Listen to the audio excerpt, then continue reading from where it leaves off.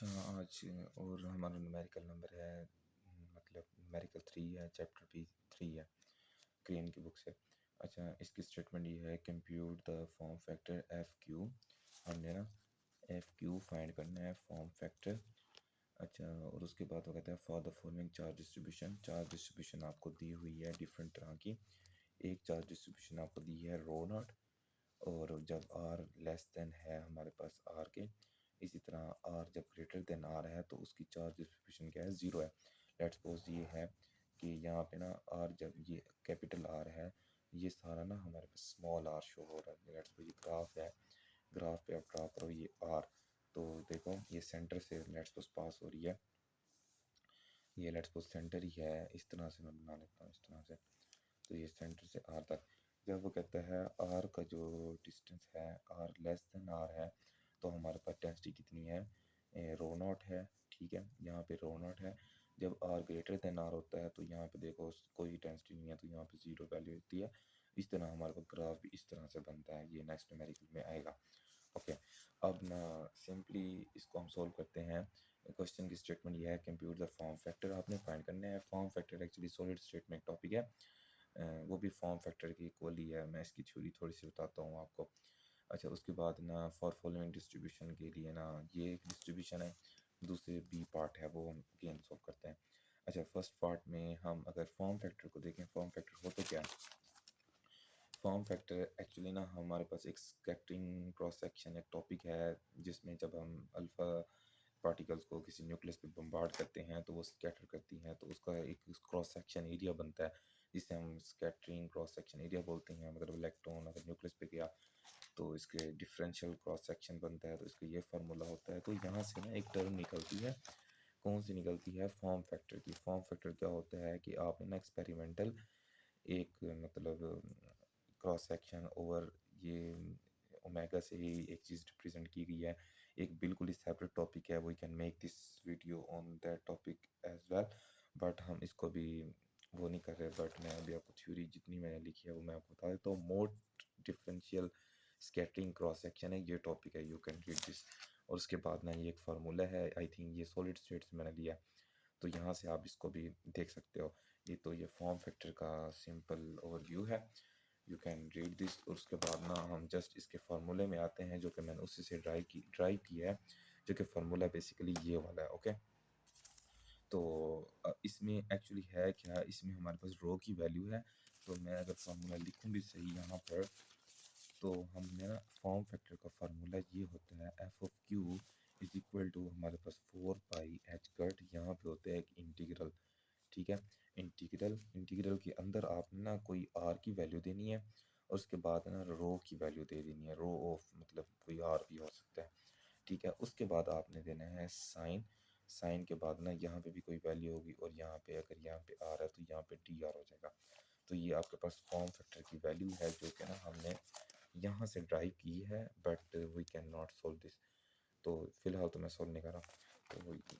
तो ये एक टर्म है, यहाँ से ना जो बेसिक इक्वेशन है वो ये वाली है। अब इसमें और इसमें फ़र्क क्या है, इसमें फ़र्क ये है कि मैं आर की जगह यहाँ पे एक्स ले रहा हूँ। ठीक है, वरना मैं यहाँ पे स्मॉल आर ले सकता था, जैसे रिक्वायरमेंट है बुक में। और डी आर की जगह मतलब स्मॉल ये वाला, अगर यहाँ पे आर लूँगा तो यहाँ पे डी आर ले लूँगा। और लिमिट में ज़ीरो टू आर मैं इसलिए बता रहा हूँ क्योंकि हम ना जब न्यूक्लियस की बात करते हैं तो ज़ीरो से लेते हैं आर तक, तो ज़ीरो टू आर ही लिमिट होती है हमेशा। ठीक है, उसके बाद अब हम मज़ीद क्या करते हैं, तो अब देखो ये एक्चुअल फार्मूला है, यहाँ पे रो आर की जगह ना उसकी हमने जो हमारे पास वही पहली स्टेटमेंट है, रो आर की वैल्यू हमें दी हुई है। रो आर की क्या वैल्यू दी हुई है, rho R is equal to rho naught. तो रो नॉट जब आप पुट करोगे इसमें, तो यहाँ पे आ जाएगा रो नॉट, रो नॉट बाहर निकाल लो तो ये बन जाएगा कुछ इस तरह से। देखो 4 पाई h कट, यहाँ पे रो नॉट बाहर आ जाएगा। उसके बाद लेट्स सपोज यहाँ पे मैं स्मॉल आर ले लेता हूँ। ठीक है, और उसके बाद ना रो नॉट बाहर आ गया, रो नॉट ये फर्स्ट कंडीशन है, ए पार्ट में सोल्व कर रहा हूँ। तो उसके बाद साइन, और उसके बाद ये ना Q R over H cut, ये फार्मूले में भी है, ये Q R over H cut ये फार्मूले का पार्ट है। यहाँ पे चूँकि आर वो रेडियस वाला है, you can make this like x, क्योंकि मैं एक्स रीड कर रहा हूँ, मैं इसको रेफरेंस बना रहा हूँ। अगर आप यहाँ पे आर है तो यहाँ पे आप आर रख लो, ये क्यू है, एच कट ये टी आर है। इस तरह लेट्स सपोज मैं इसको अगेन लिखूँ साफ करके, 4 pi H cut rho of naught हो गया इंटू, यहाँ पे एक्स ले लेता हूँ मैं आर की जगह, यहाँ पे sine into Q x over H cut into D of x कर देते हैं और 0 to r लिमिट कर देते हैं और इसके बाद एफ ऑफ क्यू।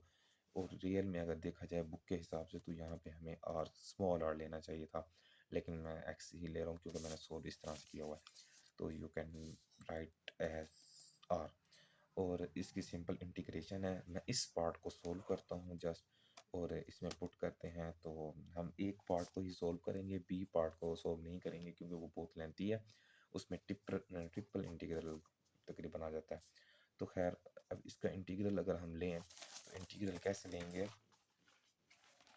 तो ना हमारे पास फार्मूला ये है 4 pi H cut rho naught over Q into 0 to r, यहाँ पे ना X into sine Q x over H cut into D of X. Okay, तो ये तो हो गया हमारे पास फॉर्म फैक्टर की इक्वल, ये फार्मूला आपने याद रखना है।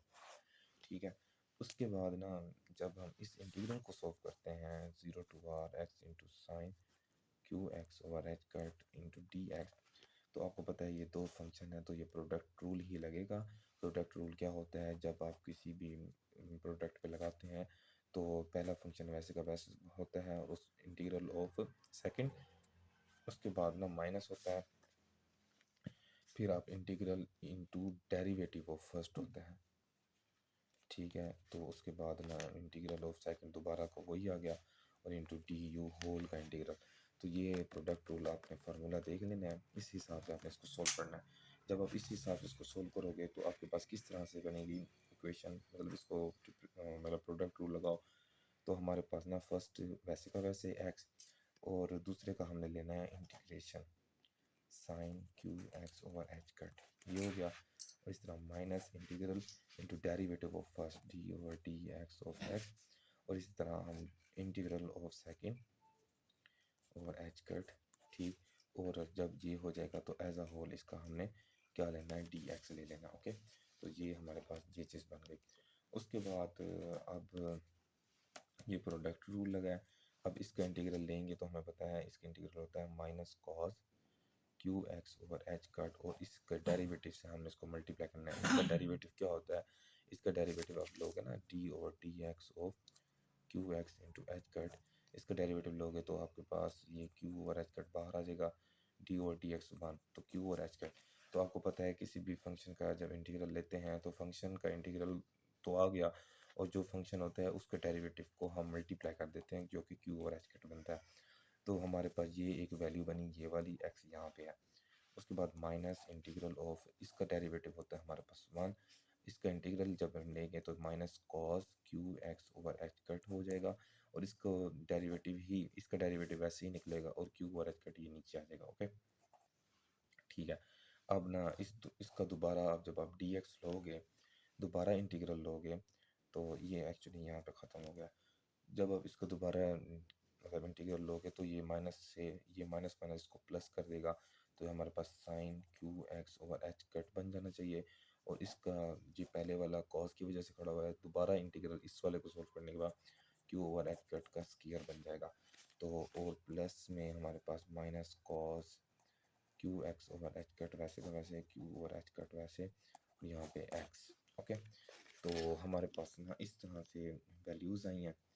ठीक है, उसके बाद जब हम इसको सोल्व करते हैं मज़ीद तो इसका एलसीएम लेंगे, एलसीएम में हमारे पास क्यू और एच कट का स्क्वायर एलसीएम है, और ये इससे कटेगा तो यहाँ पे ना कुछ वैल्यू बन जाएगी minus cos Q x over H cut, plus ये इससे कटेगा sine Q x over H cut, तो ये हमारे पास ये बन जाएगा, और इस तरह ना ये इसके साथ एक्स खड़ा हुआ है।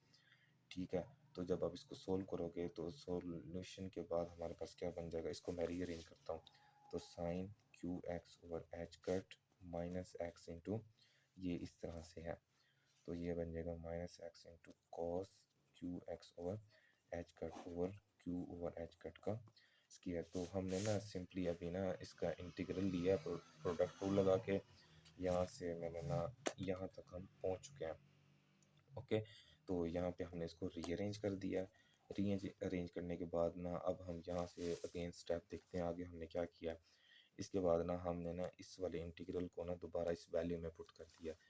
ये जो वैल्यू थी ना इस इंटीग्रल में हमने इसमें पुट कर दिया। तो पीछे ये फार्मूले का पार्ट वैसे का वैसे था पड़ा, ये फार्मूले का पार्ट है पड़ा। इंटीग्रल की वैल्यू मैंने यहाँ पे पुट की। तो ये 4 पाई रो नॉट ये वाला हो गया 4 पाई रो नॉट। और एच ओवर क्यू कहाँ पे चला गया, एच कट ओवर क्यू ना जब ये नीचे जाएगा, ये इसको ना आप ओवर मतलब डिवाइड करके नीचे लेके आओ। तो एच कट ओवर क्यू है ना, तो इसको क्यू और एच कट कैसे बनेंगे, इसको उलट करो तो क्यू और एच कट भी हो जाएगा और वो नीचे भी आएगा। तो ये स्क्वायर वाला ये खड़ा हुआ है ऑलरेडी, ठीक है। जब ये नीचे आएगा तो इसका क्या बन जाएगा, ये क्यू बन जाएगा। ओके, इसको करके देख लेना आप। और ये 4 पाई रो नॉट इसका हो गया, ये फार्मूले में है। ये एच कट ओवर क्यू इस यहाँ से गायब होके नीचे आ गया, इसको क्यूब कर देता है। और एक पीछे से एक स्टेटमेंट है जो कि पिछले फार्मूले पिछला जो फर्स्ट न्यूमेरिकल है ना इसको किसी और मेथड से सॉल्व करें तो एक वहाँ पे ना एक इक्वेशन बनती है 3/रो नॉट, ये इक्वेशन बनती है। इस हिसाब से हमारे पास ना ये इक्वेशन जब हम इसमें पुट करें तो 4 पाई रो नॉट की वैल्यू क्या है 3/r³ तो 3/r³ जो है आप इसमें पुट करो। तो यहाँ पे जब आप पुट करोगे तो यहाँ पे आ जाएगा 3 r³ चला जाएगा नीचे। तो जब r³ नीचे जाएगा तो आपको पता है ये भी क्यूब है ये भी क्यूब है, r³ जब नीचे आएगा तो ये भी r का क्यूब। तो ये अब होल का क्यूब आ जाएगा ऊपर ये सारा इंटीग्रल, तो हमारे पास आंसर ये आ जाएगा। ठीक है, तो ये स्टेप्स हैं सिंपल, तो आप सोल्व कर लेना। ओके।